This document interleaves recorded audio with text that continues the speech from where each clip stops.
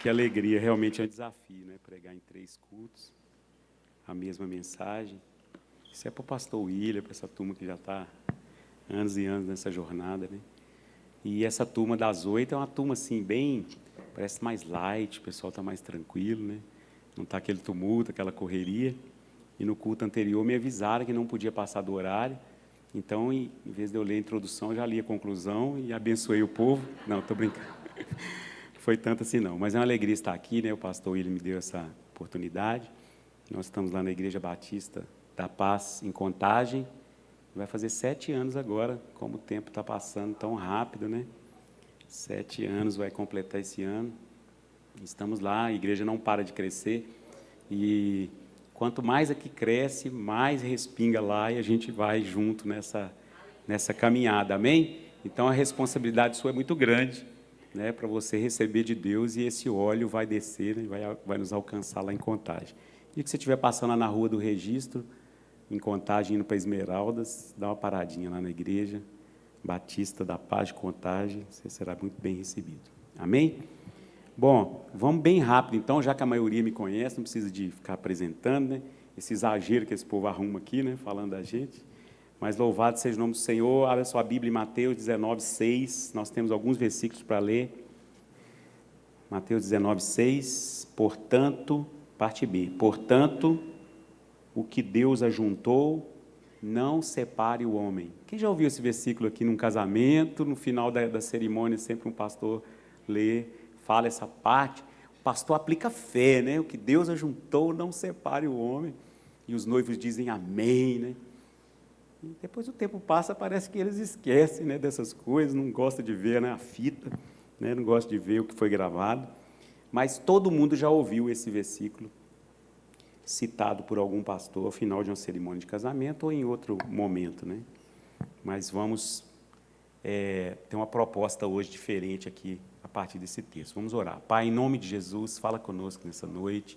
Tua palavra é viva e eficaz, tua palavra não volta vazia. O Senhor a enviou nessa noite para essas pessoas, para nós que estamos aqui. E, Pai, o propósito será alcançado e nós vamos sair daqui glorificando, bendizendo, exaltando o Teu nome, em nome de Jesus. Se a gente fosse classificar essa mensagem entre inspirativa, ou exortativa, ou de consolação, é uma mensagem de exortação, tá bom? Para todos nós, em nome de Jesus.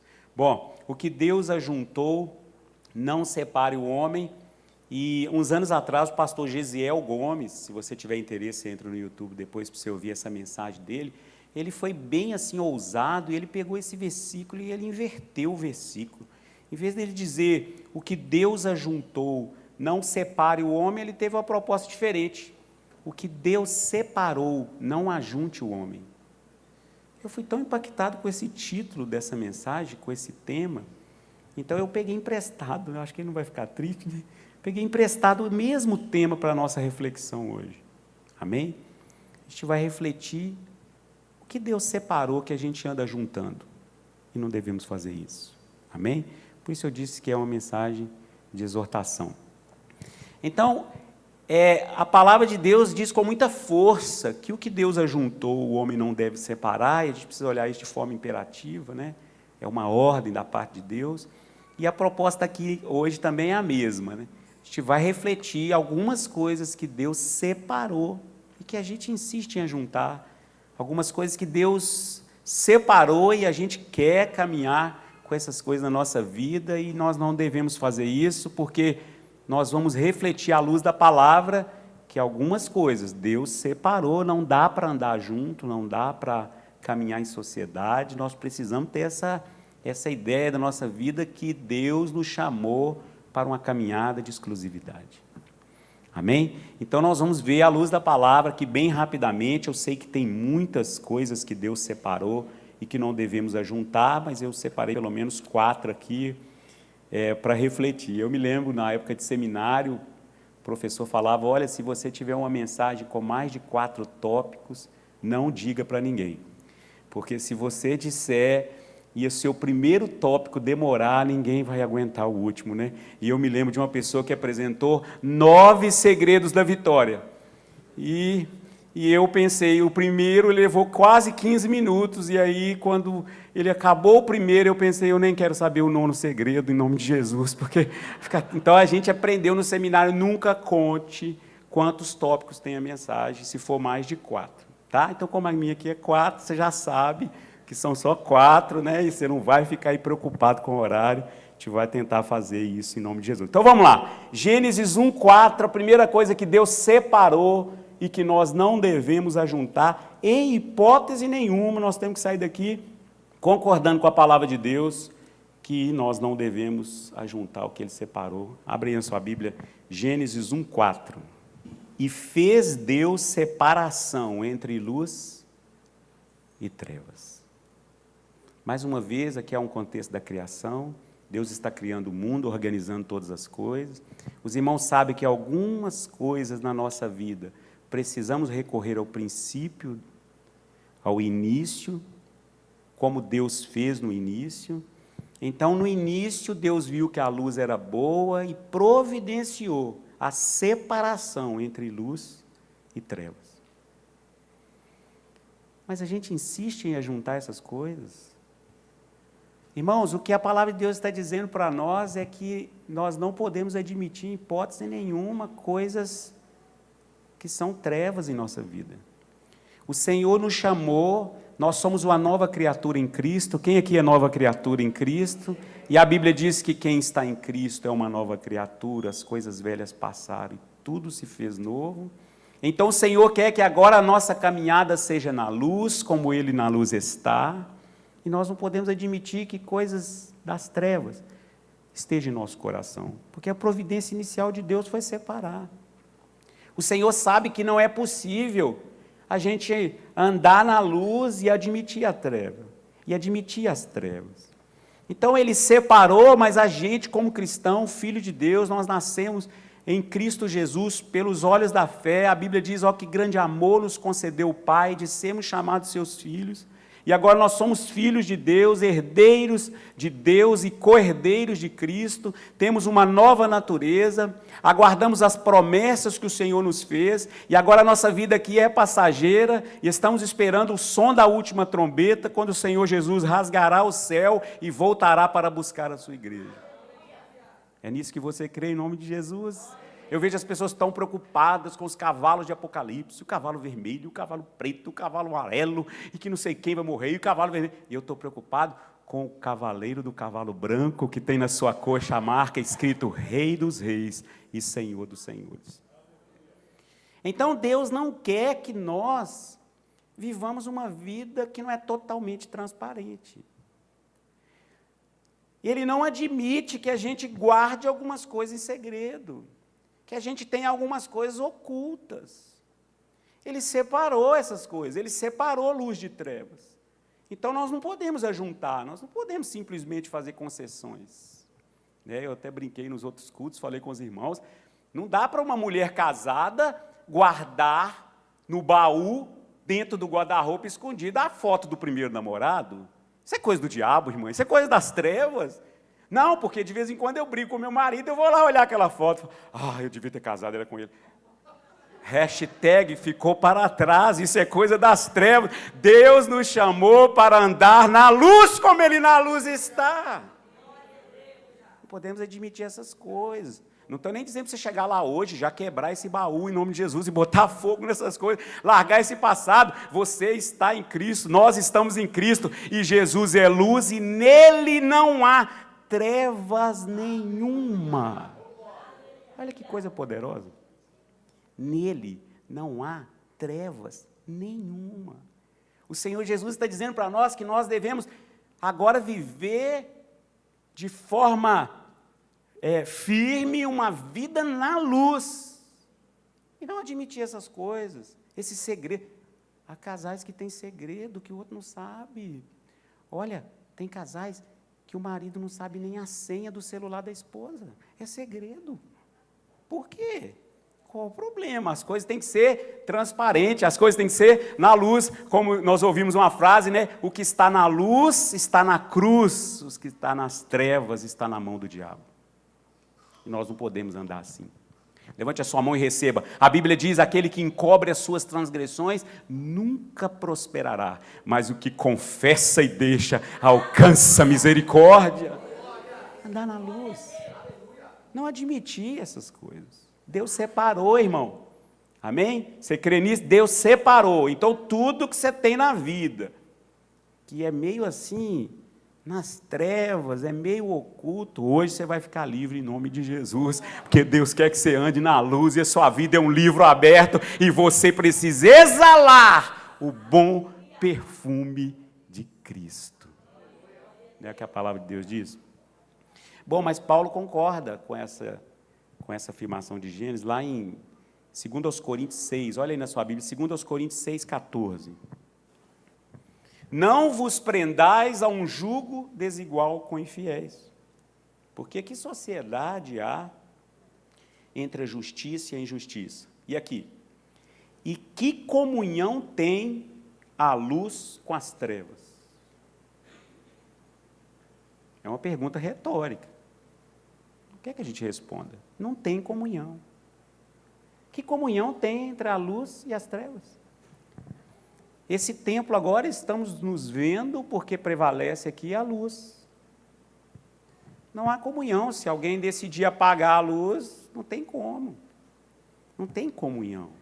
Então, o que o Senhor está dizendo para nós, que Ele separou, Ele providenciou, que fosse separada a luz das trevas. Nós não podemos trazer comunhão.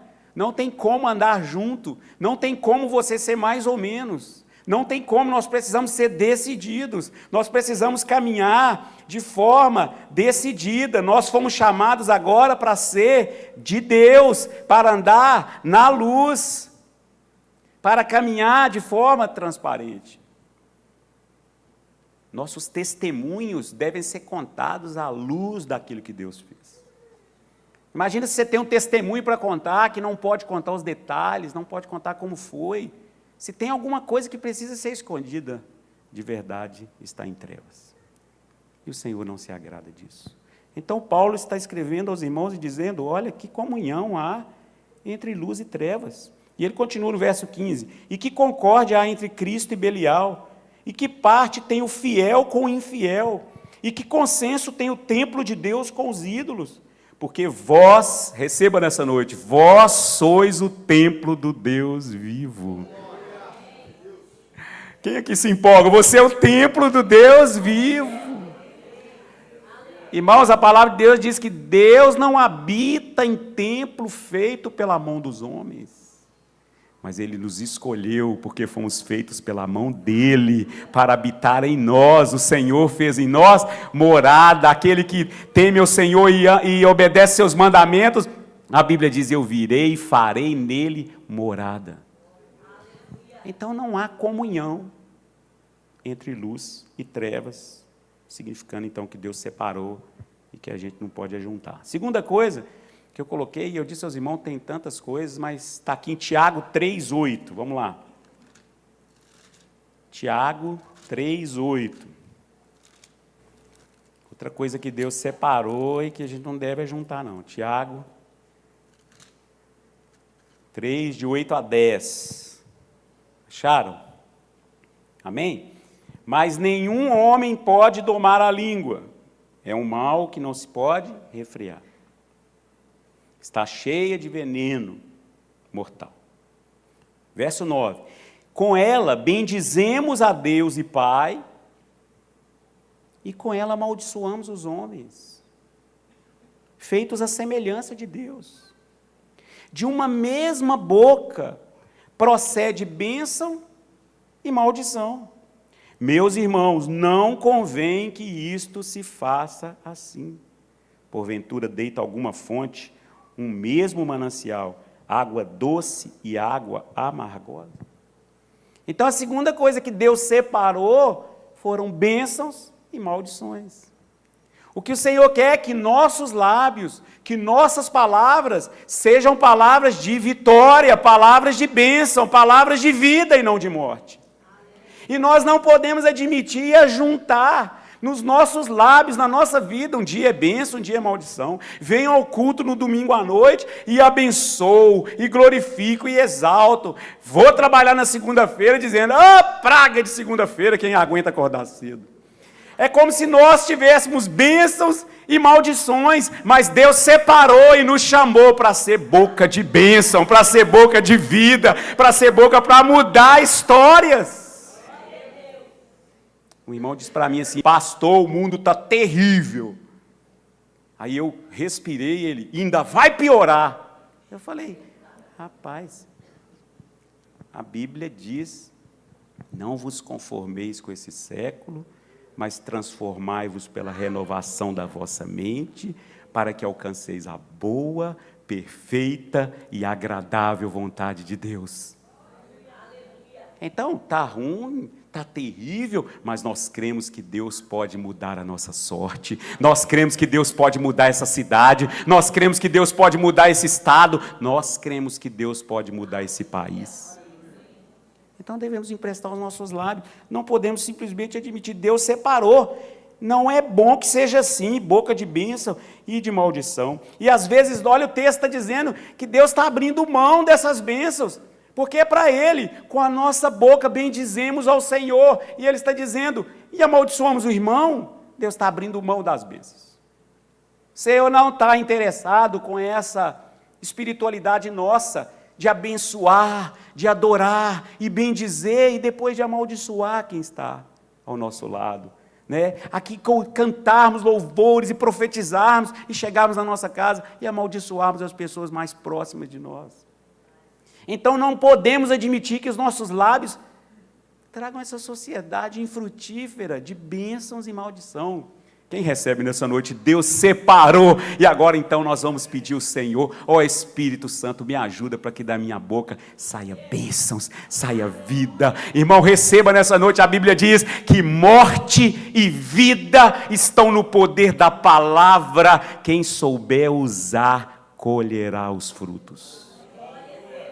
Quem crê morte e vida está no poder da palavra. Então fale vida, ministre vida. Você possa bendizer o Senhor e bendizer o seu próximo, glorificar o nome do Senhor e abençoar quem está do seu lado. Porque com certeza Deus separou bênção de maldição. Terceira coisa que o Senhor separou, que nós não devemos ajuntar, isso aqui é bastante polêmico, mas eu tenho que falar. Né? Mateus 6, 24. Mateus de 5 a 8 é o sermão da montanha, a gente aprende muita coisa com Jesus aqui. Eu vi alguém dizer que se perdesse as escrituras e permanecesse o sermão da montanha, poderíamos ser cristãos. Tem todas as instruções aqui necessárias. E o capítulo 6, verso 24, também traz algo que Deus separa.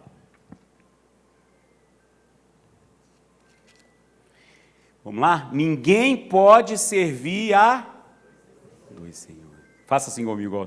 Dois senhores. Ninguém pode servir a dois senhores. Quem está falando isso? Jesus.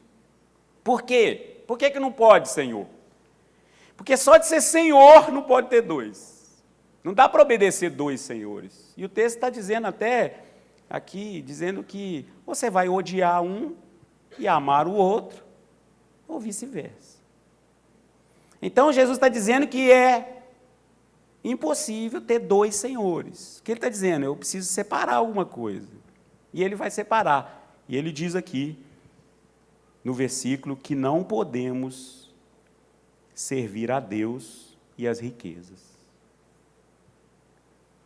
Sinceramente, irmãos, até ninguém gosta dessa tradução que diz riquezas. Porque algumas dizem mamon. Aí você fala, eu não tenho nada com esse mamon, não sei quem que é esse. Né?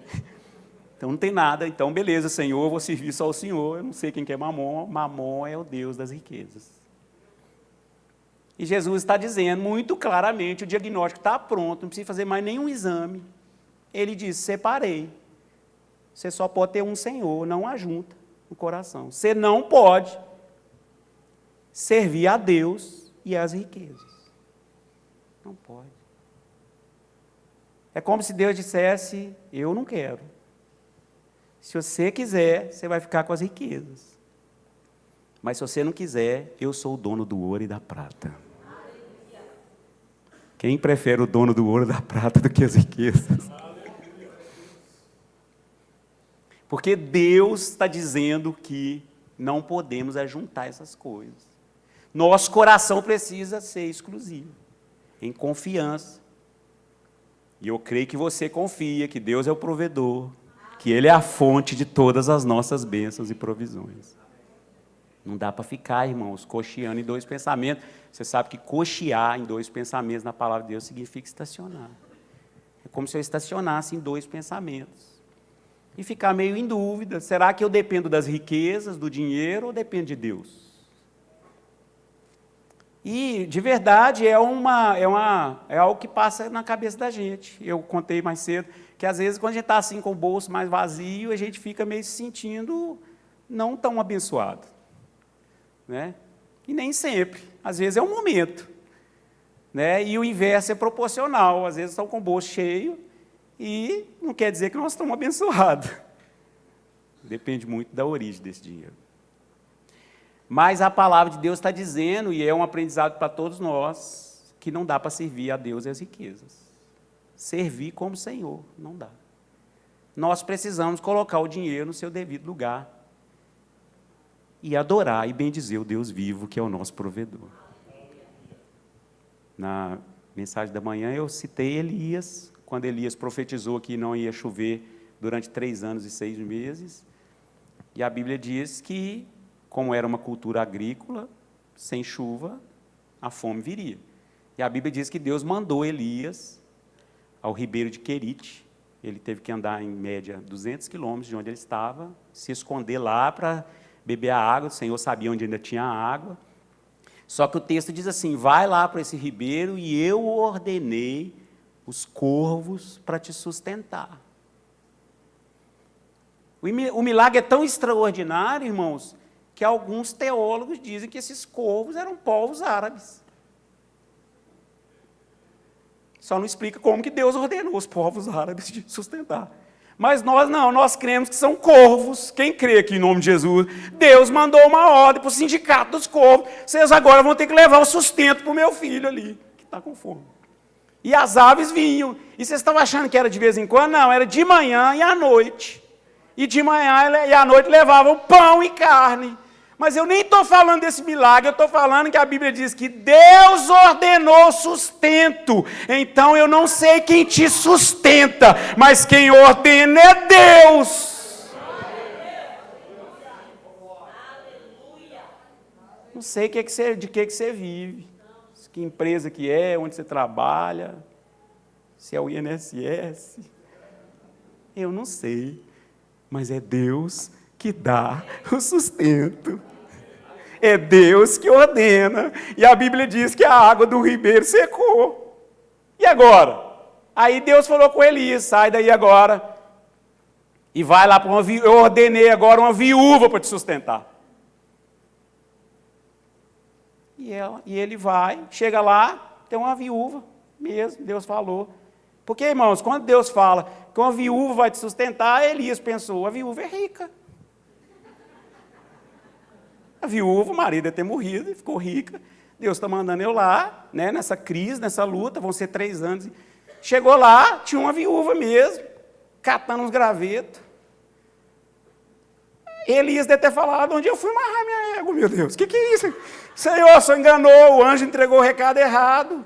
É ela mesmo, é ela. E ele chegou, dona, só traz um pão lá para mim, traz um bolo. Aí ela falou, como? Hashtag, o senhor ficou doido? Ela falou, o senhor não está entendendo, moço. O senhor é de onde? Não, eu sou profeta, Deus mandou vir aqui. Espera aí, eu não sei quem é seu Deus, mas... Não, meu Deus é o sustentador do universo. Ele é o arquiteto, ele é o fundador. Ele é o mesmo ontem, hoje e será eternamente. Ele criou os céus dos céus, do Senhor é a terra, a sua plenitude, o mundo e todos que nele habitam. O Senhor, dona, é o meu pastor e nada me faltará. É boa, mas eu só tenho um pouquinho aqui de azeite, um pouquinho de farinha, vou fazer o último pãozinho para eu e meu menino comer e morrer. Aí o Eli falou, tudo bem, faz um pão para mim primeiro, um bolinho e traz. Imagina, irmão, eu vou visitar uma família nessa situação, e o que elas têm, eu falo, traz lá para o pastor. O que vocês acham que ia sair a Globo, aquela chamada pastor, aproveitando de uma família, aproveitador, né? Agora está na mídia, né? Aí ela foi e falou, tá bom, vou lá. Porque assim diz o Senhor, a farinha não vai faltar e o azeite não vai parar. Aleluia, não sei se você sabe, foram mais de 1.200 dias de provisão de Deus com o que a gente tem. Levanta a sua mão, não ajunta Deus e as riquezas, confia em Deus, que Ele é o seu provedor. Seu provedor.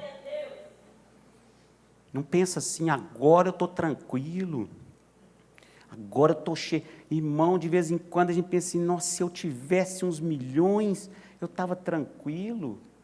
Quem disse? A proposta do Senhor é até assim, estranha, né? Ajuntai para vós tesouros no céu, onde os ladrões não minam, não roubam, onde a traça não rouba.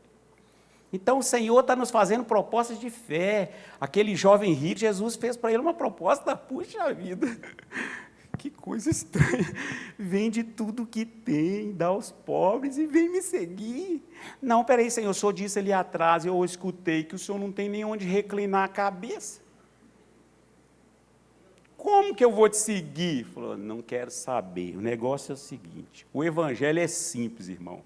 Quem quiser vir após mim, negue-se a si mesmo, tome cada dia a sua cruz e siga-me, porque Jesus é o caminho, a verdade e a vida. Mas ele gosta de exclusividade. Falou, não dá, separa aí 2 senhores, não. Ou é o dinheiro ou sou eu. Ou a sua confiança é o dinheiro ou é em mim. Você pode trabalhar, estudar, investir, fazer seus, né, tudo que você puder fazer dentro da luz, mas a sua confiança é em Deus. Ele é provedor. Quem crê que Ele que manda o pão de cada dia? Quando Deus mandava o maná do deserto, né, no deserto para o povo, era todo dia. Só que a gente sabe de sexta para sábado, sábado era consagrado a não fazer nenhuma atividade, só glorificar e bendizer o nome do Senhor. Aí a pessoa na sexta-feira podia pegar um pouco mais, para no sábado não precisar sair para colher. Vocês sabem disso, né? Só que alguns não acreditavam, porque pensavam assim, sei lá se amanhã Deus manda, porque de vez em quando a gente fica meio ansioso assim, né? Será que amanhã eu vou ter o dinheiro? Será que amanhã eu vou receber? Será que amanhã eu vou estar trabalhando? E a Bíblia diz que alguns pegavam para 2 dias que não era a véspera de sábado, e apodrecia. Não adianta fazer isso não, tem muita coisa apodrecendo aí na sua conta. Você está garantindo, segurando, pensando no amanhã.